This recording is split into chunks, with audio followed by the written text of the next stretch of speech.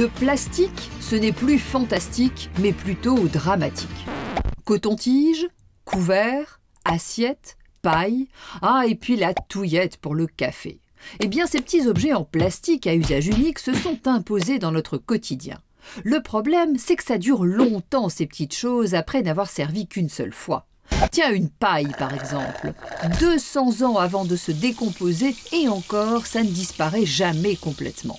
Tout cela forme des montagnes, que dis-je, un continent de déchets plastiques. 80% de la pollution de nos océans. Alors il était temps de réagir. Les députés européens ont voté à une majorité écrasante l'interdiction des plastiques jetables, 571 pour, 53 contre.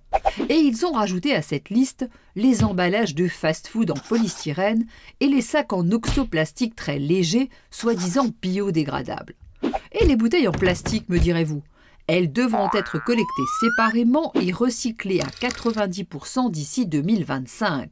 Au lieu d'à peine 30% actuellement.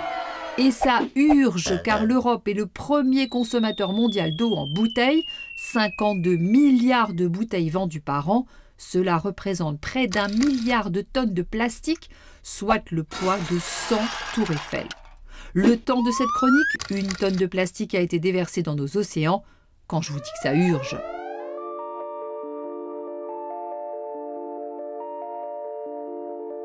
Tous les plastiques de l'Union européenne allaient en Chine. Or, les Chinois ont demandé l'arrêt de l'exportation des déchets en plastique. Donc, de toute façon, il faut qu'on prenne des mesures. On veut faire prendre conscience, à la fois au niveau des consommateurs, quand il y a le choix, qui choisissent autre chose que le plastique. Parce que le plastique est quand même en lien avec les énergies fossiles.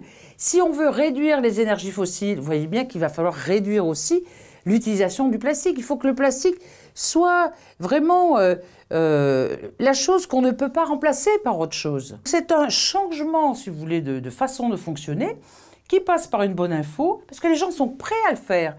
Mais à partir du moment où les entreprises offrent des alternatives et qu'il y ait des législateurs, vous voyez, qui arrivent à faire en sorte à ce qu'il y ait des interdictions, des réductions draconiennes et puis la possibilité de réutiliser les choses.